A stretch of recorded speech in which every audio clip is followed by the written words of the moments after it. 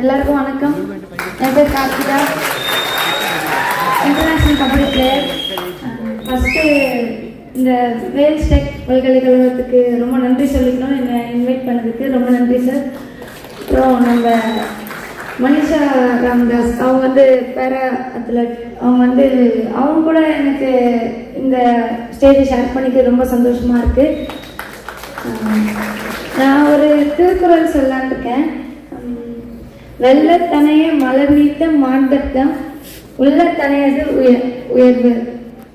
இந்த பொருள் வந்து மன உறுதி கொண்ட ஒரு வீரரின் சாதனையானது அவரது எண்ணத்தின் வலிமையை கொண்டே உள்ளதுன்னு சொல்றாங்க. இதை வந்து நம்ம மைண்ட் வந்து ரெண்டு விதமா இருக்கு. ஒன்று கான்சியஸ் மைண்ட், இன்னொன்று சப்கான்சியஸ் மைண்ட். இப்போ நம்ம நார்மலாக செய்கிற விஷயத்தை எடுத்துக்கலாம்.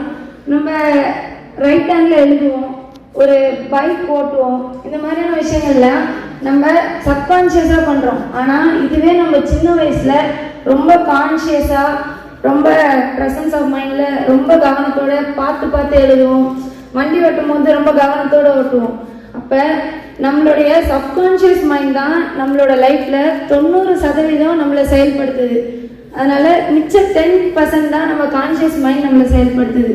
நம்ம சப்கான்ஷியஸ் மைண்ட் தான் நமக்கு ரொம்ப பெரிய ஒரு இம்பேக்டை நம்மளோட லைஃப்பில் க்ரியேட் பண்ணுது. இப்போ நான் வந்து evening 5 to 8, morning 5 to 8 practice பண்ணுறோம். இது வந்து எனக்கு ரொம்ப கஷ்டமாக இல்லை. இதே மாதிரி நான் வந்து 8 months-ஆக ஒரு டயட் ஃபாலோ பண்ணுறேன். 3 வேளையும் நான் ஒரே சாப்பாடு தான் சாப்பிடுவேன். ஆனால் எனக்கு கஷ்டமாகவே இல்லை, போர் அடிக்கவே இல்லை. ஏன்னா நான் இதை வந்து கன்சிஸ்டன்சியாக ஃபாலோ பண்ணவோ ப்ராக்டிஸ் ஆகிட்டேன். அதுக்கு அது என்னோடய சப்கான்ஷியஸில் உட்காந்துருச்சு. அப்போ இதே மாதிரி நம்மளுடைய வெற்றி, நம்மளுடைய இலக்கை நம்ம செட் பண்ணணும். ஒரு IPS ஆக போகிறோம், இல்லை ஒரு IAS ஆக போகிறோம், இல்லைன்னா வேர்ல்டு பெஸ்ட் கபடி பிளேயராக ஆக போகிறோம் அப்படின்னா நம்மளோட இலக்கை நம்மளோட சப்கான்ஷியஸ் மைண்டில் உட்கார வைக்கணும். அதுக்கு நிறைய ஐடியாஸ், டெக்னிக்ஸ் இருக்குது. இது வந்து நம்ம முன்னாள் ஜனாதிபதி doctor APJ Abdul Kalam sir வந்து சொல்லியிருக்காங்க, கனவு காணுங்கள்னு. கனவு காணுன்னா விஸ்வலைசேஷன். இந்த விஸ்வலைசேஷன் பற்றி தெரிஞ்ச எல்லாருமே அந்த வெற்றியாளராக தான் இருந்திருக்காங்க. இந்த சப்கான்ஷியஸான டெக்னிக் தான் இந்த விஸ்வலைசேஷன். இந்த மாதிரி இன்னும் நிறைய டெக்னிக்ஸ் இருக்குது. விஸ்வலைசேஷன்னா நம்மளுடைய இலக்கை நம்ம செட் பண்ணுறோம், அந்த வெற்றி அடைஞ்சிட்ட மாதிரி நம்ம அதை கற்பனை பண்ணிக்கணும். நம்ம அதை கற்பனை பண்ணி நம்ம அந்த வெற்றி அடைஞ்ச பிறகு அதுக்கப்புறம் அந்த செலிப்ரேஷனை நம்ம ஃபீல் பண்ணி அது ரொம்ப சந்தோஷமாக நினைக்கும் போது அது நம்மளோட சப்கான்ஷியஸில் போய் உட்காருது. அப்போ நம்ம அதை தொடர்ந்து நம்ம அதை கற்பனை பண்ணும்போது நமக்கு ரொம்ப ஹாப்பியாக இருக்கும்னு சொல்லி நம்ம இன்னும் அதுக்காக ஒர்க் பண்ணுவோம். எங்களுக்கு வந்து இண்டோர் கட்டி கொடுத்துருக்காங்க கவர்மெண்ட்.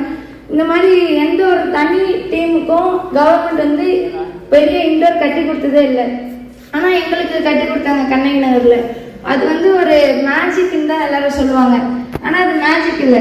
எங்கள் கோச் வந்து டெய்லி எங்களுக்கு வந்து விஸ்வலைசேஷனுக்குன்னு தனியாக கிளாஸ் நடத்துவாங்க. டெய்லி எங்களுடைய வெற்றியை நினச்சி எங்களை ஒர்க் பண்ணுறதுக்காக யோசிக்க வைப்பாங்க. இப்போ இவ்வளோ பெரிய இந்த சப்கான்ஷியஸ்ன்ற ஒரு கான்செப்ட் வந்து நமக்குள்ளே இருந்துச்சுன்னா ஈஸியாக நம்மளும் வெற்றியாளராகவும் சாதனையாளராகவும் ஆகிடலாம். இதை தெரிஞ்சவங்க எல்லாருமே, இதை வெற்றியாளர்கள் மட்டும்தான் இதெல்லாம் தெரிஞ்சிருக்கும். அதனால் நம்மளும் இதெல்லாம் ஃபாலோ பண்ணணும்னு நான் நினைக்கிறேன். உங்களுக்கு சில பேருக்கு இது டைரெக்டாக புரிஞ்சிருக்கும், தெரியல, கொஞ்சம் புரியலன்னும் போது நீங்கள் கொஞ்சம் இதை சர்ச் பண்ணுங்கள். நிச்சயமாக உங்களுக்கும் வெற்றி கிடைக்கும். நன்றி.